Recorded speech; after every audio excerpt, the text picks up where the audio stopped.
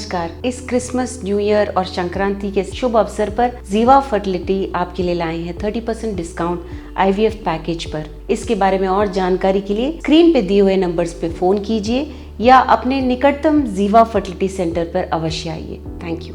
नमस्कार, मेरा नाम डॉक्टर सुवर्चला है। मैं जीवा फर्टिलिटी सेंटर्स में साइंटिफिक डायरेक्टर हूँ। क्या आपका बॉडी भी कोई सूचना दे सकता है जिसकी वजह से मेल इनफर्टिलिटी के बारे में आपको पहले पता लग सके? मेल इनफर्टिलिटी डेफिनेटली तभी कंफर्म होता है जब आप पिता नहीं बन पाते हैं और ये सीमेन एनालिसिस के द्वारा ही पक्की तरह से बोला जाता है। लेकिन कुछ ऐसे सूचना होते हैं जो आपका बॉडी दे रहा है जिसके बारे में आपको समझ लेना चाहिए और एक फर्टिलिटी स्पेशलिस्ट, गायनेकोलॉजिस्ट या यूरोलॉजिस्ट को संपर्क करना चाहिए। सबसे पहला है सेक्सुअल फंक्शन या इजैकुलेटरी डिसफंक्शन, यानी कि आपको सेक्सुअल एक्टिविटी में इंटरेस्ट नहीं रहना, इजैकुलेशन में सीमन का ठीक से बाहर नहीं आ पाना या बिल्कुल ही नहीं आ पाना, सेक्सुअल एक्टिविटी में डिसइंटरेस्ट रहना, इरेक्टाइल डिसफंक्शन रहना, ये सब रहने के कारण मेल इनफर्टिलिटी हो सकता है। तो जब एक कपल आता है उसमें देखा गया है कि 50-50 दोनों के चांसेस होते हैं, यानी कि फीमेल या मेल फैक्टर की वजह से इनफर्टिलिटी हो रहा होता है। तो अगर ये आपको पहले से ही लग रहा है, आपको एक फर्टिलिटी स्पेशलिस्ट को संपर्क करना चाहिए। दूसरा कारण है पेन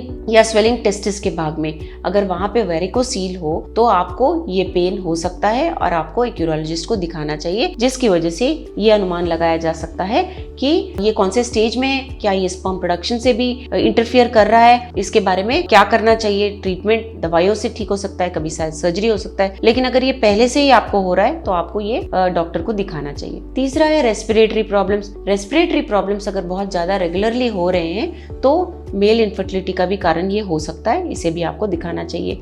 लॉस ऑफ स्मेल भी एक ऐसी चीज है जो बहुत दिनों से अगर आपको हो रहा है, बहुत सालों से हो रहा है, तो ये भी आपको दिखाना चाहिए क्योंकि इसका और मेल इनफर्टिलिटी का भी कनेक्शन है। यही नहीं, अगर अबनॉर्मल फेशियल हेयर ग्रोथ है, यानी कि बॉडी पे, चेहरे पे आपके बाल बहुत कम है, तो ये भी एक सूचना है कि टेस्टोस्टेरोन कम है।